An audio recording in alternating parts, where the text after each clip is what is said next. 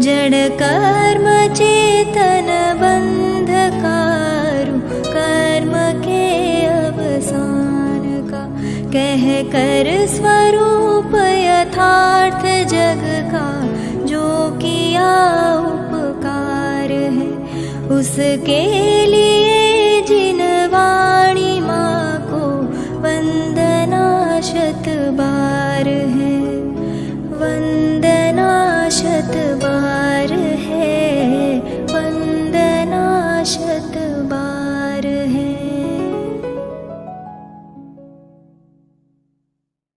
श्लोक जो मैंने पढ़ा वो आचार्य अनंत वीर्य ने प्रमेय रत्नमाला की टीका, प्रमेय रत्नमाला टीका में जो परीक्षा मुख सूत्र की टीका है उसमें लिखा है, और बिल्कुल अमृतोपम श्लोक है कि जिन्होंने आचार्य अकलंक के वचन रूपी महासागर को मथ कर उसमें से न्याय विद्या का अमृत निकाल कर हमको भेंट किया है, उन माणिक्य नंदी आचार्य को मैं प्रणाम करता हूँ।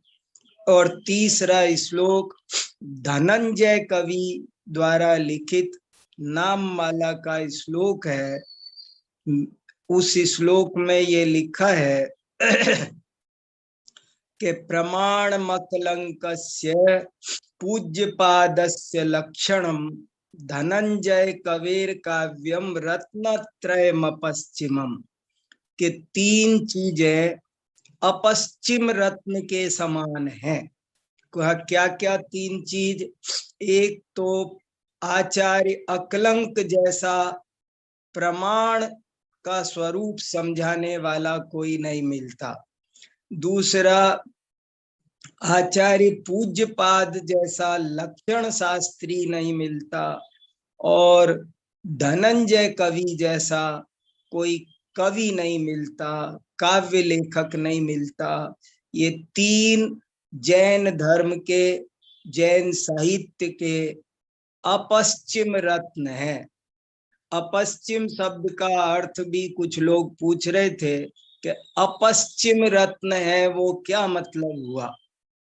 आपने अपूर्व शब्द बहुत सुना होगा कि ये बात बड़ी अपूर्व हुई, ये अपूर्व घटना है, लेकिन इन्होंने अपूर्व नहीं कहा।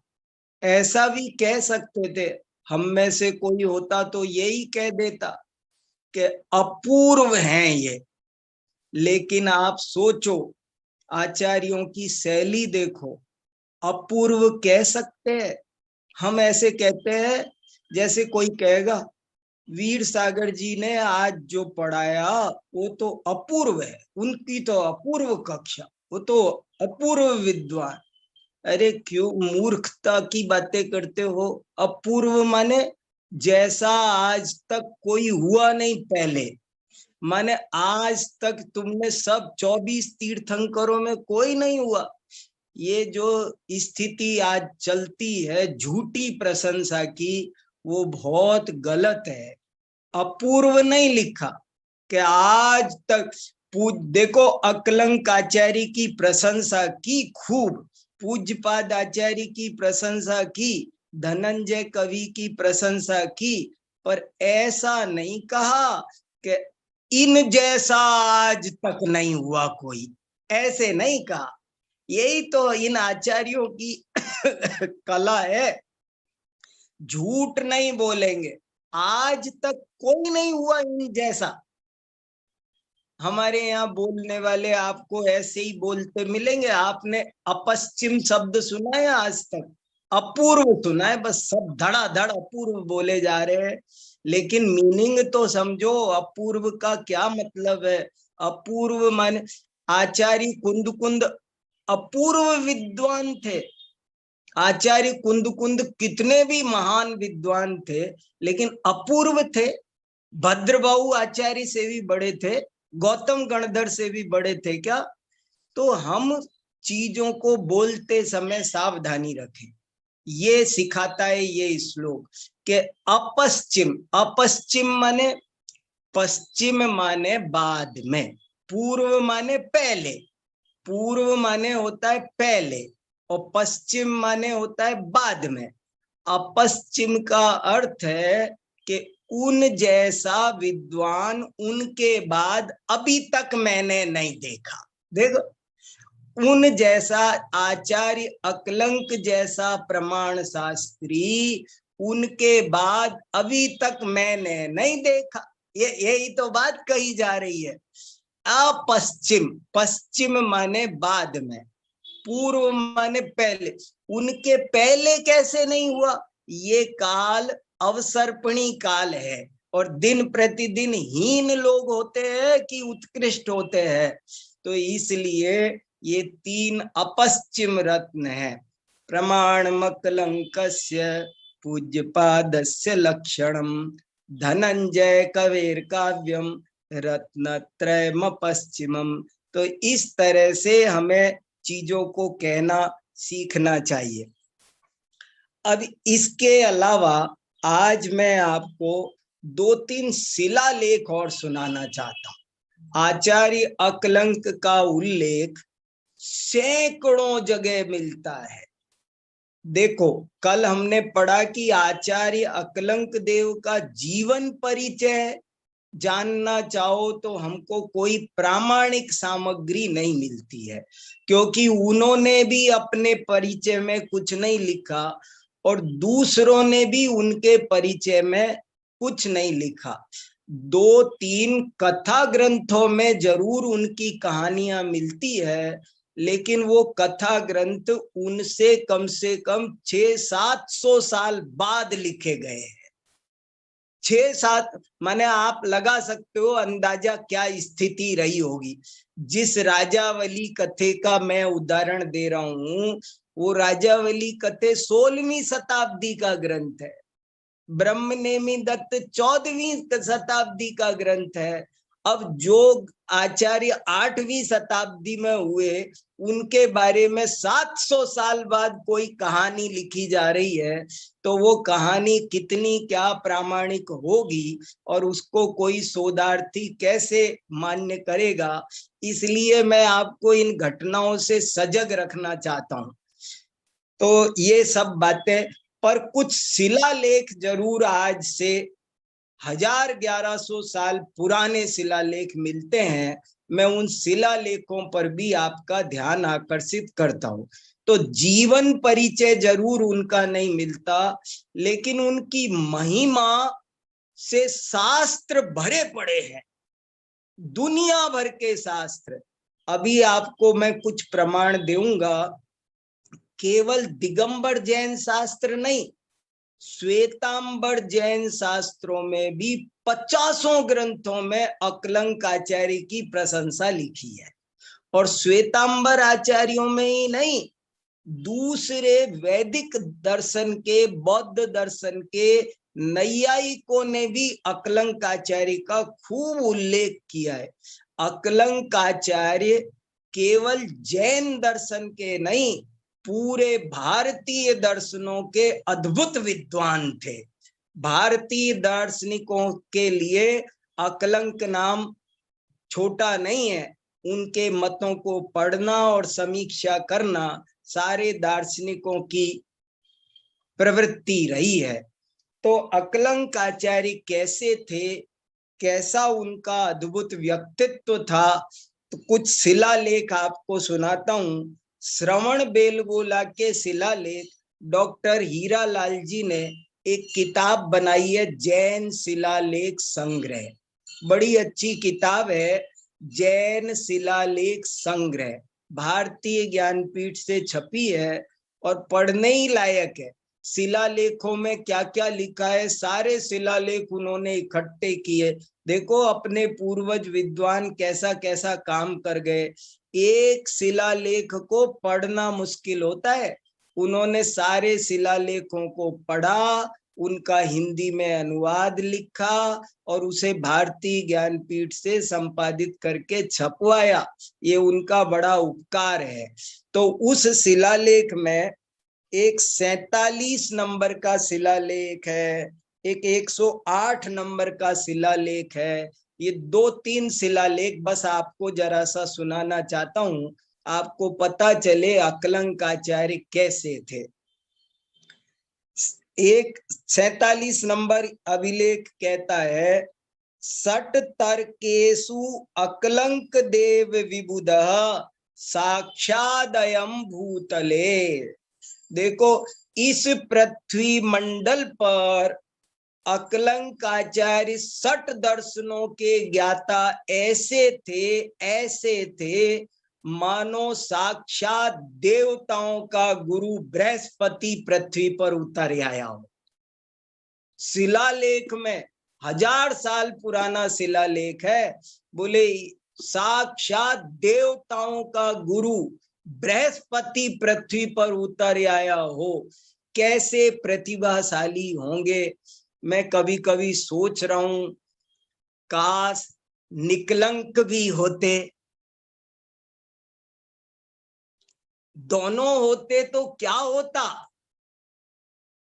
इनकी प्रतिभा, आपको पता है अकलंक एक पाठी थे, निकलंक द्विपाठी थे। एक पाठी और द्विपाठी माने अगर आपने एक बार समय सार 415 गाथा सुना दी तो वो हो गई कंप्यूटर में, अब कोई दोबारा बोलने की जरूरत नहीं। कैसे महान आचार्य होंगे। और निकलंक दोबारा भैया भाई साहब आप एक बार सुना दो ऐसे अकलंक निकलंक की जोड़ी अगर होती कैसे। लेकिन इनकी ये कैसे जैन धर्म दर्शन के अमर शहीद, अमर सैनिक, सेनानी, क्या उपमा दी जाए, क्या इनके लिए शब्द दिए जाएं। कोई शब्द नहीं है इनके लिए, इनका वर्णन करने के लिए शब्दावली छोटी पड़ती है इनके व्यक्तित्व को बताने के लिए। बताओ, कह रहे हैं कि 60 दर्शनों के ज्ञाता के रूप में अगर अकलंक को देखना हो तो ऐसा लगता था मानो धरती पर साक्षात सुर गुरु बृहस्पति उतर आया। फिर देखो एक अगला, मैंने भेजी तो थी फोटो, अनेकांत भैया देखो पॉसिबल हो तो, मैंने फोटो भेजी थी इसकी। हाँ मैं एक दिखा सको तो सबको दिखाओ ना, इतने सुंदर सुंदर शिलालेख है, देखना हाँ। चाहिए सबको। और नहीं दिखा पाओ तो कोई नहीं, मैं ग्रुप पर बाद में भेज दूंगा। देखो बहुत सुंदर सुंदर है भाई सर। एक देखो दूसरा शिलालेख, देखो कितना सुंदर शिलालेख है।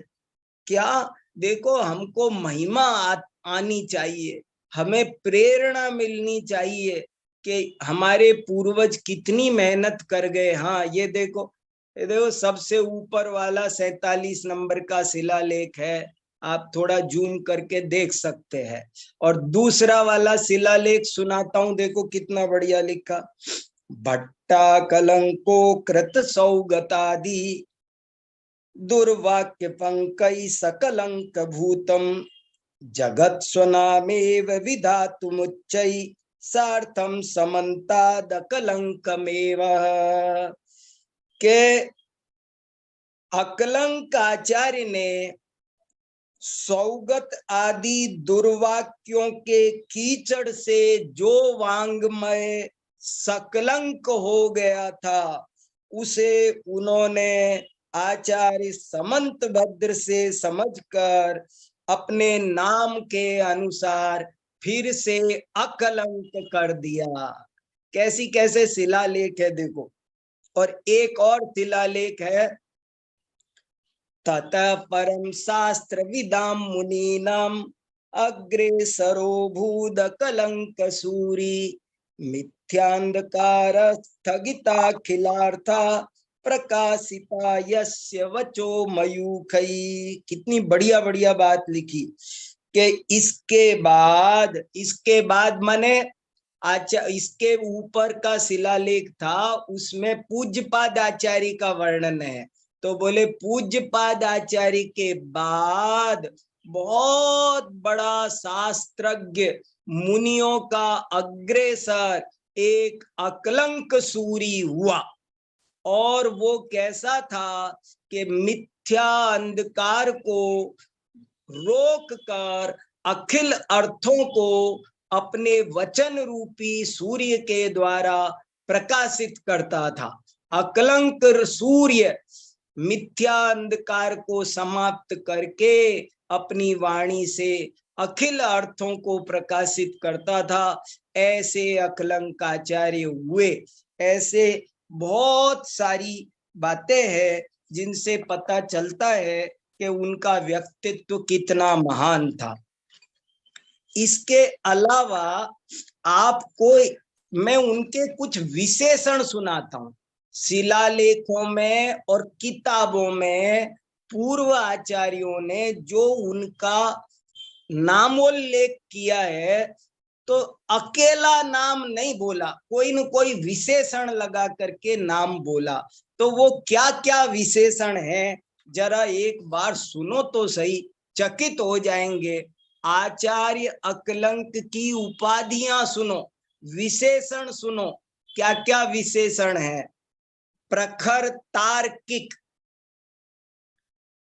सफल तार्किक, चक्र चूड़ामणि, जिनाधीश, अशेष कुतर्क विभ्रम तमो निर्मूलनोन्मूलक, संपूर्ण कुतर्क रूपी विभ्रम रूपी अंधकार को जड़ से समाप्त करने वाले, तार्किक लोक मस्तक मणि, न्याय जगत का मस्तक मणि के समान वे थे। समदर्शी वार्तिककार, स्यादवाद विद्यापति, तर्क भूवल्लभ, देख कैसी के स्यादवाद विद्यापति। और भट्ट विशेषण तो मिलता ही है, इनको अकलंक नहीं कहते, भट्टा कलंक कहते हैं। भट्ट माने, आज भट्ट शब्द को हम लोग ठीक से समझते नहीं है, लेकिन भट्ट किसी को कह नहीं सकते थे। भगवान महावीर भट्टारक थे, बाद में किसी को भट्ट नहीं कहा गया, लेकिन अकलंकाचार्य को भट्ट कहा गया। भट्ट बहुत बड़ी चीज होती है, परम पूज्य। भट्ट माने परम पूज्य, वो सब है। तो देखो, तर्क भू वल्लभ, वादीव सिंह, स्यादवादा मोग जिव्वे, तार्किक चक्रेश्वर, तारा विजेता, जिन समय दीपक, समय माने मत, जिन मत कुवलय शशांक, शशांक माने चंद्रमा, जिन मत रूपी कमलों को खिलाने वाला चंद्रमा, जिन शासनालंक, जिन शासनालंक करता, महामति, भट्टा कलंक, सौगतादि खंडन करता, समन्तादकलंक, शास्त्रविद मुनि नाम अग्रेसर। ये विशेषण अभी पढ़ा था अपन ने, शास्त्रविद मुनि नाम अग्रेसर। देखो तो सही, सूरी ही, सूरी विशेषण भी सबको नहीं दिया जा सकता था। मिथ्यांधकार विनाशक, अखिलार्म प्रकाशक, अखिलार्थ गलत छप गया, अखिलार्थ प्रकाशक, स्यादवाद न्यायवादी, अशेष कुतर्क विभ्रम तमो निर्मूल करता, अगाध पुनीति सरित शोषक, अगाध पुनीति रूपी नदियों को सुखाने वाले, स्यादवाद किरण प्रसारक, अकलंक भानु, तर्काब्जर्क, तर्काब्जर्क, तर्काब्जर्क नियम सार में कहा है पद्म प्रबलधारी देव ने कि तर्क रूपी कमलों के लिए वो सूर्य के समान थे। विद्वत हृदय मणिमाल, विद्वत हृदय मणिमाल, प्रमाण वेत्ता, नर सुरेंद्र वंदनीय, तार्किक लोक मस्तक मणि, समस्त मतवादी करींद्र दर्प उन्मूलक, स्यादवाद केसरी, केसरी माने सिंह, स्याद्वाद केसरी पंचाननः अकलंक शशांक परिहित। माने शशांक तो कलंक होता, शशांक माने चंद्रमा, चंद्रमा में तो कलंक होता है, लेकिन अकलंक आचार्य तो अकलंक शशांक थे। परिहितावदान दीक्षितः वृत्तिकारः विगलित तिमिरादि कलंकः निरस्त ग्रहोपरागादि उपद्रवः विगलित ज्ञानावरणादि द्रव्य। देखो, जिसने रागादि को नष्ट कर दिया, जिसने अपने ज्ञानावरणादि द्रव्य कर्मों को गला दिया, कर्मात्म कलंक सकल तार्किक चूड़ामणि। और अगला विशेषण कैसा गजब का है, एक जगह अकलंकाचार्य को लिखा जिन तुल्य, जिन तुल्य, जिनेन्द्र भगवान के बराबर, युग प्रवर्तक, वाद विजेता, अकलंक धी, भाष्यकारः, बौद्ध बुद्धि वैधव्य दीक्षा गुरु, बौद्धों की बुद्धि को विधवा बनाने वाले, आदि उपाधियों से अलंकृत अकलंक देव। देखो ये इतनी सारी इनकी उपाधियां, कैसी कैसी गजब गजब की बातें हैं। इनसे सबसे कुछ अंदाजा लगता है वो कैसे होंगे। और भी कुछ विशेषण हैं जो इसमें भी छोड़ दिए गए, जैसे एक जगह सत तीव्र मूर्ति पंचानन, एक जगह अचिंत्य महिमा, ऐसे ऐसे कुछ और भी विशेषण, महर्दिक महान रिद्धियों के धारक, ऐसे भी कुछ विशेषण पाए जाते हैं। खैर, ये सब से आपको हमको ये सिर्फ थोड़ा अनुमान लगता है, लेकिन जब तक उनके ग्रंथों को हम पढ़ेंगे नहीं, तब तक केवल इतना जानने से कोई विशेष लाभ होने वाला नहीं है। जरा सी एक दो बात और बहुत जरूरी है, जिनको अकलंक के व्यक्तित्व को समझने के लिए वो भी जानना जरूरी है।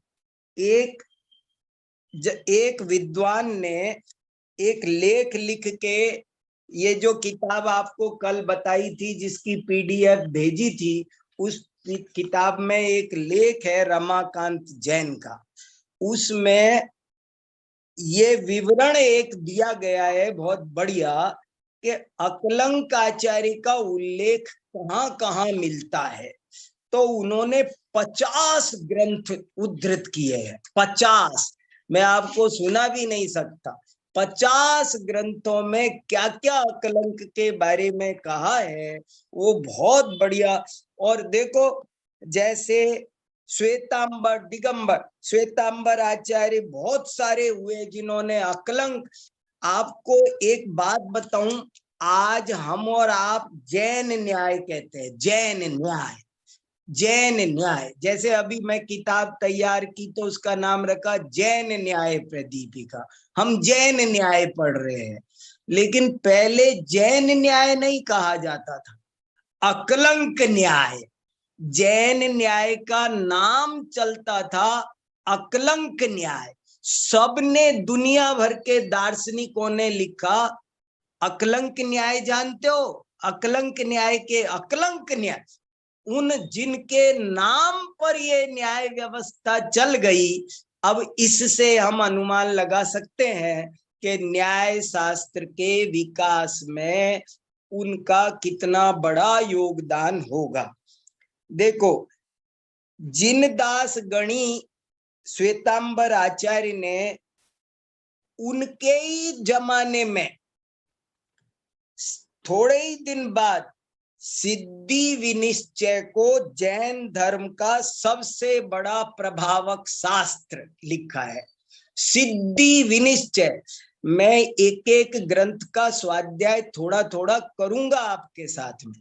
सिद्धि विनिश्चय का सारांश सुनाना है मुझे भी चैन नहीं है, मैं पढ़ रहा हूं उसको लगातार।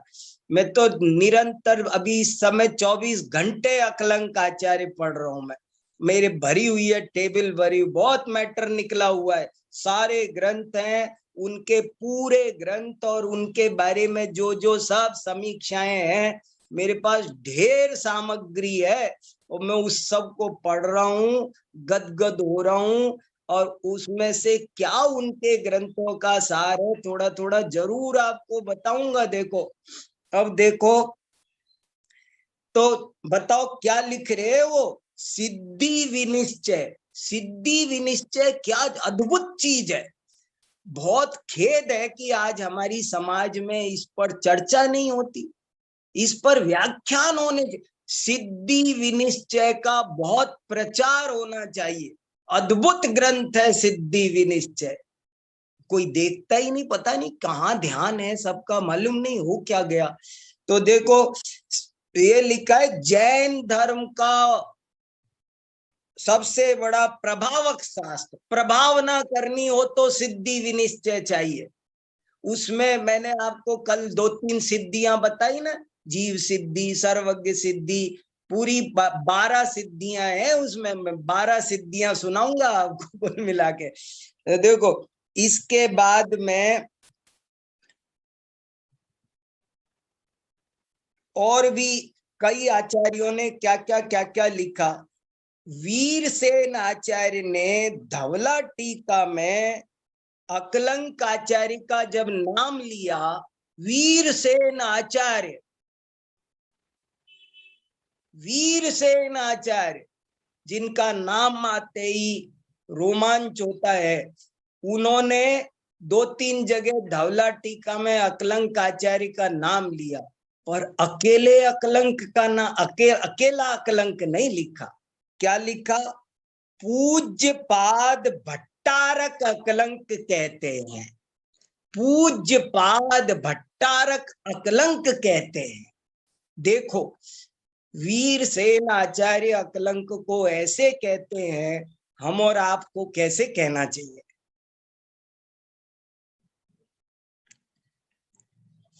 श्वेतांबर आचार्य हरिभद्र सूरी ने अनेकांत जय पताका लिखी, उसमें लिखा अकलंक न्याय में न्याय प्रभावशाली और अनुसरणीय है। देखो, और जिनसेन आचार्य ने लिखा कि अकलंक आचार्य को जो धारण करते हैं, मैं उन निर्मल गुण वाले विद्वानों की मणिमाला को प्रणाम करता हूं। विद्वानों के हृदय की मणिमाला है। सोमदेव आचार्य ने नीति वाक्यामृत में लिखा कि जो सकल समय तर्क में अकलंक हैं, ऐसे अकलंक आचार्य, ऐसे लिखा। फिर पुष्पदंत एक आचार्य हुए जिन्होंने अपभ्रंश में महापुराण लिखा, उन्होंने भी अकलंक आचार्य को स्मरण किया पूर्वाचार्यों की परंपरा बताते समय। माणिक नंदी आचार्य का तो मैं आपको बता ही चुका, अनंतवीरी के प्रमेय रत्नमाला का बता चुका। श्वेतांबर आचार्य एक अभयदेव सूरी हुए हैं, उन्होंने इनको तर्क पंचानन लिखा है, तर्क पंचानन। और वादीराज सूरी ने जगदेक मल्लवादी, जगत में एक मल्ल, अभी इस पर भी चर्चा करेंगे कि वे कैसे शास्त्रार्थ। आचार्य अकलंक ने अपने जीवन में सैकड़ों शास्त्रार्थ किए, आप कल्पना नहीं कर सकते उनके योगदान की। आज आप सोने की मूर्ति बनाओ अकलंक की, हीरे की बनाओ, तो भी उनके उपकारों से ऋण नहीं हो सकते। वो जमाना था जब एक तरफ वैदिकों का प्रहार हो रहा था और दूसरी तरफ बौद्धों का प्रभाव। बौद्धों ने क्षणिकवाद की स्थापना इतनी ताकत से कर रखी थी। अनात्मवाद उनका सिद्धांत है कि हमारे जैन समाज के अनुयायी चक्कर में पड़ गए, भ्रमित होने लगे, बहुत बुरी स्थितियां आ गई। कुछ लोग वैदिकों के तर्कों के आगे निरुत्तर थे, तो कुछ बौद्धों के तर्कों के आगे निरुत्तर थे। लेकिन अकलंक आचार्य ने उन सब का अपने ग्रंथों में और अपने सैकड़ों शास्त्रार्थ उन्होंने जगह जगह किए। रत्न संचयपुर की मैंने कल चर्चा की थी। रत्न संचयपुर का भी मैंने पता कर लिया, वो कलिंग देश में है। कलिंग माने उड़ीसा, उड़ीसा में वो पाए।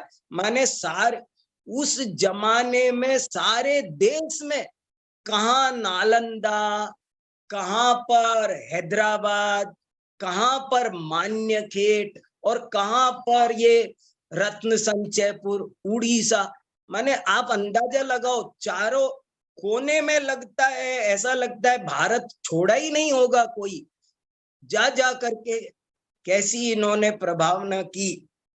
देखो नयनंदी आचार्य में लिखा कि विषमवादी विहंडी अकलंक, विषमवादियों को विखंडित करने वाले अकलंक आचार्य।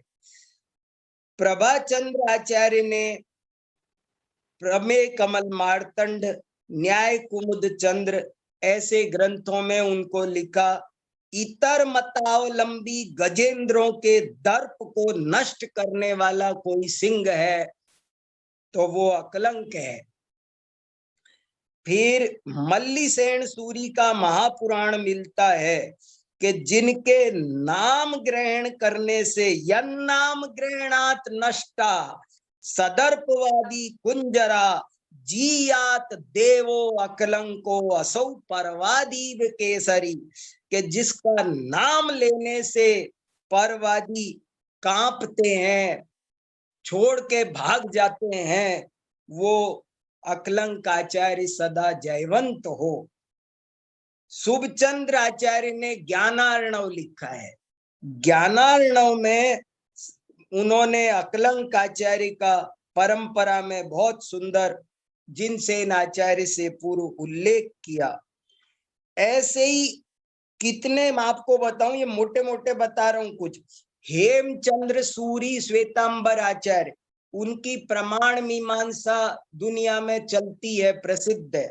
उस प्रमाण मीमांसा में अकलंक देव को श्रद्धेय लिखा है।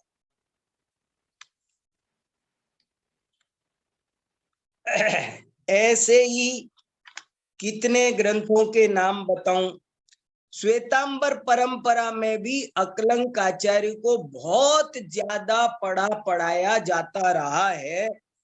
और पद्मप्रभ मलधारी देव नियम सार की टीका में अकलंक आचार्य का उल्लेख करते हैं तो लिखते हैं, तर्काब्जार कहा, तर्क रूपी कमलों को खिलाने वाला सूर्य। प्रमेय रत्नमाला में उल्लेख आपको मैंने बता दिया।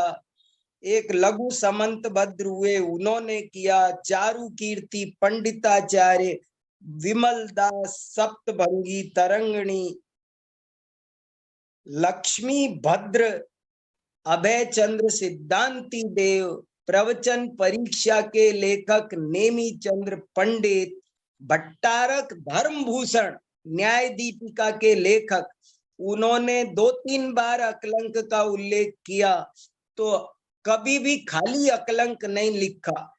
ऐसा लिखा, तदुक्तम भगवत भी अकलंक देव, भगवान अकलंक देव। देखो भगवान अकलंक देव ने ऐसा कहा है तो उनको भगवान नाम से कहा। सुदर्शन चरित्र में भी उनकी खूब अच्छी स्तुति की गई। यस्य यशो रवे नष्टा, जो यश रूपी सूर्य जिनका कभी छुपता नहीं है, ऐसे अकलंकाचार्य जिनका यश रूपी सूर्य कभी छुपता ही नहीं है। कैसे कैसे उनको किसने नहीं पढ़ा होगा, अकलंक आचार्य को किसने नहीं पढ़ा होगा। केवल हम ही लोग हैं जो नहीं पढ़ रहे आज।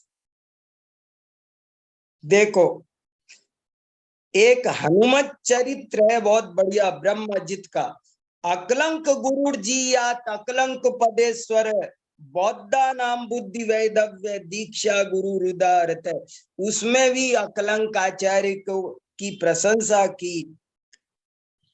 श्रुत सागर सूरी तत्वार्थ सूत्र की टीका है उनकी, तत्वार्थ वृत्ति। उसमें उन्होंने मंगलाचरण में ही श्री वर्धमान मकलंक समंत भद्र पूज्यपाद उनका उल्लेख, प्रणाम किया उनको। नेमी दत्त, ब्रह्म नेमी दत्त ने, वर्धमान मुनीन्द्र ने 10 भक्त्यादि शास्त्र में जीयात समंत भद्रस्य देवागम संगिना स्तोत्रस्य भाष्यम कृतवान अकलंको महर्दिका, महान रिद्धि के धारक अकलंक, ऐसा लिखा। बताओ कैसी कैसी रिद्धियां होंगी उनके पास में। भट्टारक शुभचंद्र एक दूसरे हुए पांडव पुराण वाले, उन्होंने भी बहुत अच्छा उसमें अपने पांडव पुराण में उस घटना का तारा देवी के साथ कैसा शास्त्रार्थ हुआ उसका बहुत अच्छा श्लोक लिखा। अकलंको कलंका सकलौ कलियंतु श्रुतम पदेन ताड़िता पेन माया देवी घटस्थिता। एक शब्दानुशासन, एक व्याकरण के ग्रंथों में भी अकलंक का उल्लेख मिलता है। लगता है अकलंक आचार्य को बहुत अच्छा व्याकरण भी आता था दर्शन के अलावा। एक सोमसेन आचार्य हुए, उन्होंने राम पुराण में पूज्यपाद और प्रभाचंद्र के साथ अकलंक को देखो क्या कहा उन्होंने, यतीश्वर धर्म तीर्थ करता प्राणी हितंकर अकलंक। देखो अकलंक के विशेषण सुनो, यतीश्वर धर्म तीर्थ करता प्राणी हितंकर। और व्याकरण का ग्रंथ में लिख रहे हैं कि जो न्याय एवं व्याकरण शास्त्र विषयक पांडित्य में अधिकार रखते थे। बताओ, यशो विजय श्वेतांबर आचार्य ने अष्टसहस्त्री विवरण में अकलंक के न्याय दर्शन की बुरी बुरी प्रशंसा की। वैदिक विद्वान रामकृष्ण मिश्र ने भुवन प्रदीपिका में राजा हिमशीतल की सभा में जिसने शास्त्रार्थ किया उस अकलंक की प्रशंसा की। बौद्धों को पराजित करने का उल्लेख वो वैदिक ग्रंथों में भी मिलता है। चंद्रसागर वर्णी ने अकलंक चरित्र लिखा है, उसमें भी इसकी चर्चा है। पंडित देवचंद ने अपने राजवली कथा कन्नड़ इतिहास में बात आई है। फिर और भी बहुत सारी बातें हैं, थोड़ी थोड़ी बताई है। अब ये तो उनके परिचय को कोई कह नहीं सकता, गिना नहीं सकता, इतना विस्तार है उनके बारे में तो। लेकिन अब उनका परिचय की चर्चा से थोड़ा विराम लेकर अब मैं चाहता हूं कि उनके ग्रंथों की चर्चा अब हम करेंगे तो हमको और भी अधिक असली महिमा आएगी। अभी तो ये महिमा औरों ने क्या क्या कहा है इससे आ रही है। अब जब हम उनके ग्रंथों का स्वाद चखेंगे तो हमें महिमा और ज्यादा आएगी। ऐसे ही वार्तिककार बनना मामूली बात नहीं होती है। अकलंक को सर्वश्रेष्ठ वार्तिककार कहा गया है, राजवार्तिक। आप जानते हो इसका नाम राजवार्तिक नहीं है, इसका नाम तो तत्वार्थ वार्तिक है। लेकिन ये वार्तिकों का राजा है। ऐसा वार्तिक कोई पूरे भारतीय वाङ्मय में, विश्व के वाङ्मय में अकलंक से बढ़िया वार्तिक लिखने वाला कोई नहीं मिला। इसलिए उस तत्वार्थ वार्तिक का नाम राजवार्तिक प्रसिद्ध हो गया। और राजवार्तिक के साथ में उन्होंने भाष्य भी लिखा, थोड़ा एक पंक्ति में वार्तिक लिखते हैं, फिर भाष्य भी लिखते हैं। और आपको बताऊं, विदेशों में भी बहुत सारी यूनिवर्सिटीज में मेरे पास रिकॉर्ड थोड़े से मौजूद हैं, उनसे पता चलता है विदेशों में भी अकलंक आचार्य को पढ़ने वाले, उन पर अकलंक आचार्य पर बहुत सारी पीएचडी भी हुई है, लोगों ने काम किया है। पर ऐसी कोई संसार की यूनिवर्सिटी नहीं होगी जिसमें अकलंक आचार्य कोर्स में नहीं हो। अकलंक आचार्य नहीं पढ़ा तो जैन दर्शन नहीं पढ़ा, वो 0, ऐसी उनकी विशेष महिमा है।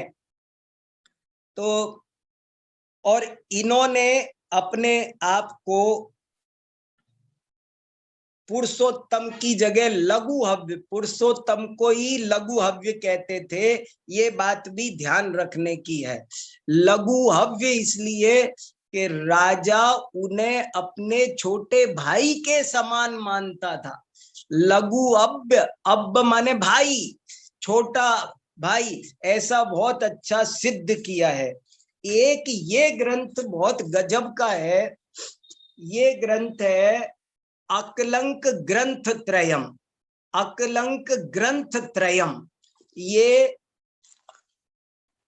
सरस्वती पुस्तक भंडार अहमदाबाद में एक श्वेतांबर संस्था है, वहां से छपा है। और इसमें अकलंक आचार्य के 3 ग्रंथों का पंडित महेंद्र कुमार जी न्यायाचार्य ने संपादन करके छपाया है। और इसकी 105 पेज की तो प्रस्तावना है, इसकी 105 पेज की प्रस्तावना पढ़ी है मैंने, और मेरे मन में कितनी बातें हैं मैं आपको 10% नहीं बता रहा हूं अभी। तो इसमें बहुत सारी, देखो, एक महेंद्र कुमार न्यायाचार्य की मुझे बहुत महिमा आ रही है। महेंद्र कुमार न्यायाचार्य का जन्म सन 1911 में हुआ और सन 1959 में 20 मई के दिन, आज 21 हो गई, कल उनकी पुण्यतिथि थी। महेंद्र कुमार न्यायाचार्य 50 वर्ष भी नहीं जिए और उन्होंने न्याय के क्षेत्र में बहुत काम किया। ये जो आज हमको प्रमाण संग्रह आदि अकलंक के ग्रंथ मिल गए हैं ना, उन्होंने ताड़पत्रों में से खोज खोज करके इसकी कहानी पढ़ो तो आंसू आ जाएगा। ऐसे बड़ी मेहनत के साथ में उन्होंने इन ग्रंथों का संपादन किया, प्रस्तावनाएं लिखी, हमको दिए। तो उनका भी बहुत बड़ा उपकार है और इनमें बहुत सारी बातें हैं जिनकी चर्चा अभी अपन कल करेंगे। अभी आप लोग, अब आप कुछ सुनाओ। देखो अनेकांत भैया,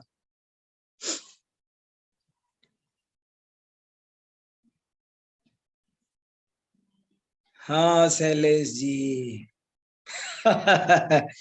भाव विभोर हो गए ना। जय जिनेन्द्र सर। जय जिनेन्द्र, सुनाओ।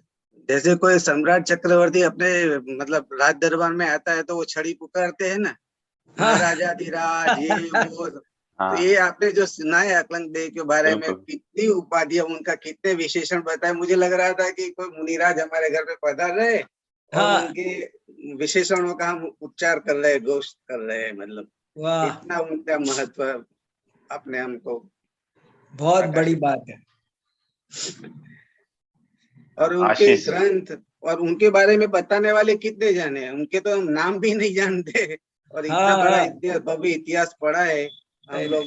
आपने बताया कि हम लोग ही बाकी है कि हमको मालूम नहीं है, बाकी सबको मालूम है, हमको ही मालूम नहीं है। मैं इसीलिए सुना रहा हूँ कि ये बहुत जरूरी, बड़े अच्छे। मैं चाहता हूँ थोड़ी सी तो चर्चा समाज में चले, कोई तो देखो तो सही, इनको थोड़ा थोड़ा तो देखो भाई।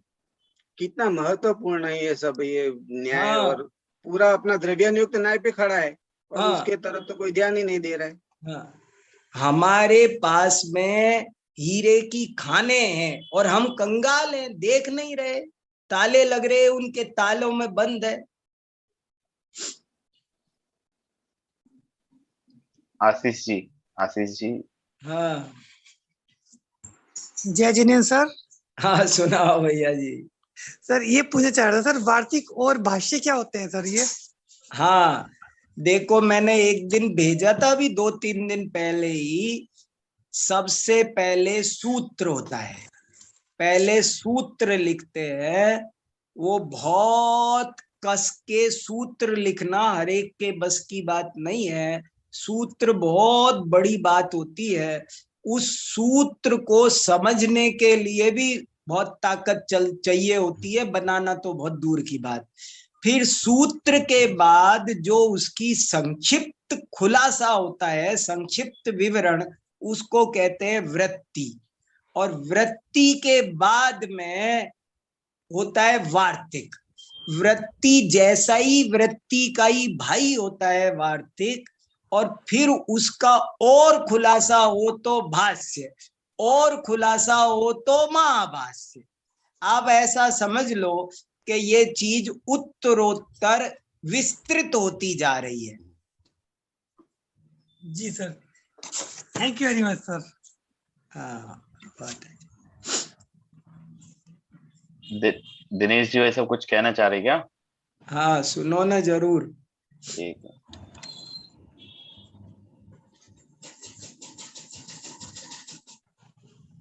शायद आवाज नहीं सुनाई दे रही है दिनेश जी वैसा।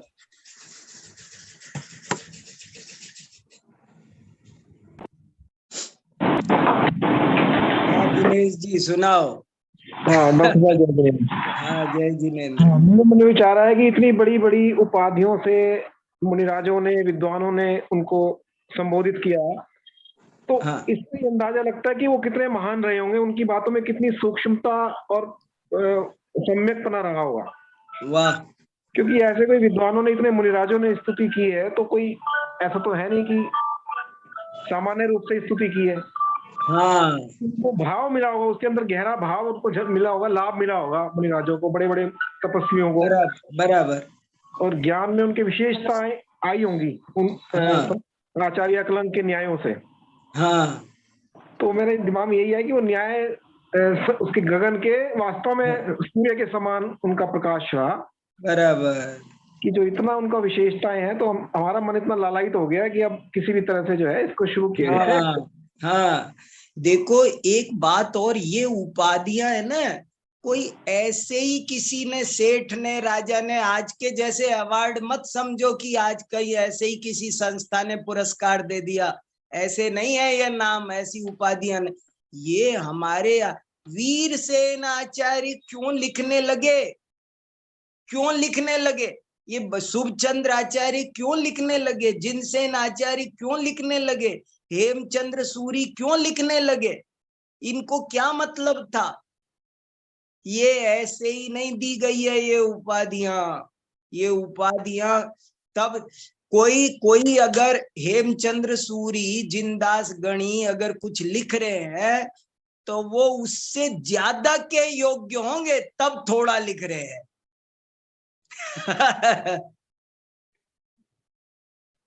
तो बड़ी बात। दिनेश जी म्यूट हो गए।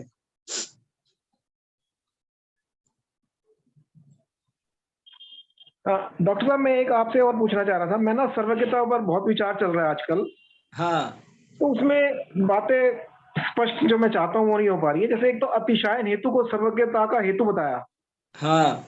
एक तो ये स्पष्ट नहीं हो रहा है। ठीक है। एक तो आप अतिशायन हेतु से किस प्रकार से है, संक्षेप में आप थोड़ा बता दें। मेरा 2-3 दिन से ऐसा हो रहा है कि बहुत विचार चल रहा है लेकिन समाधान नहीं हो पा रहा। ठीक है। इसका दूसरा हेतु तो मुझे वो तो समझ में आ गया कि सर्वज्ञ नहीं है, ये तो ना तो सर्वज्ञ कह सकते क्योंकि सर्वज्ञ है, और असर्वज्ञ भी नहीं कह सकते। ठीक है।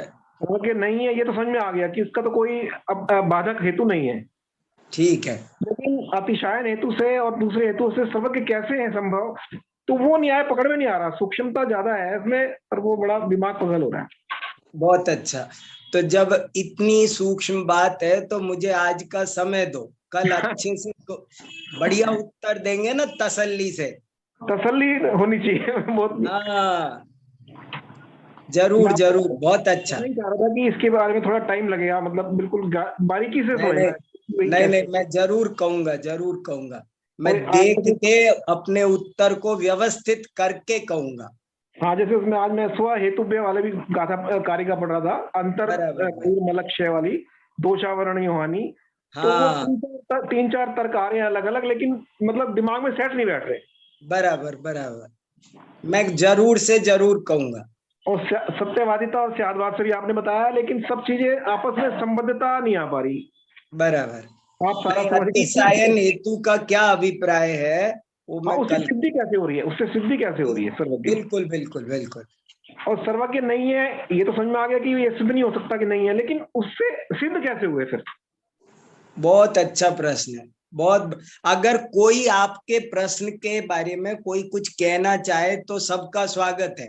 अगर कोई उत्तर देना चाह रहा हो, कुछ कह रहा हो तो बहुत अच्छा है। हम लोग अगर आपस में चर्चा कर रहे हो, मैंने इसलिए कहा, मैंने समय लिया कि मैं थोड़ा सा व्यवस्थित करके आपको कहना चाह रहा हूँ, इसलिए मैंने समय लिया। लेकिन अगर कोई कुछ इस विषय में जोड़ना कहना चाह रहा हो तो उसका स्वागत है।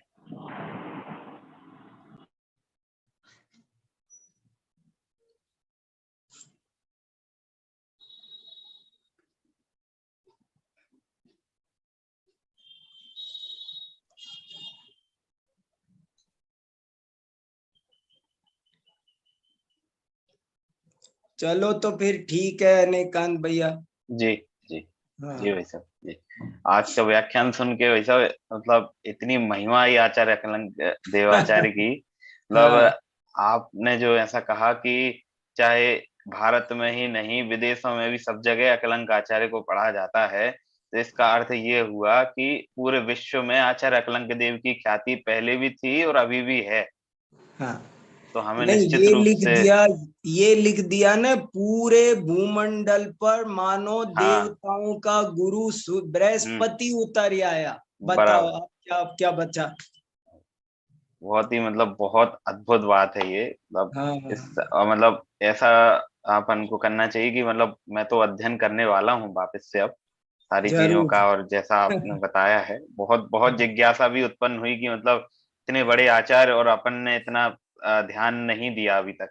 बहुत अच्छा आपसे मतलब मिला आज प्रमेय। जी।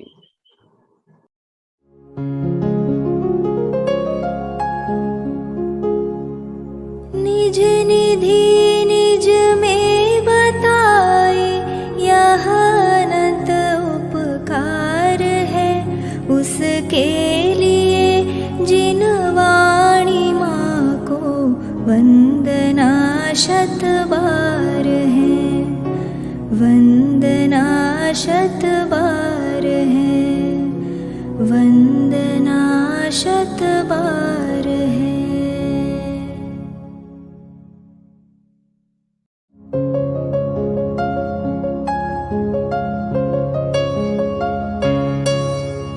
हे जिन वाणी भारती तो ही जपो दिन रैन, जो तेरी शरणा गहे सो पावे सुख चैन। जा वाणी के ज्ञान ते सूझे लोकालोक, सो वाणी मस्तक नवो सदा देत हो ढोक, सदा देत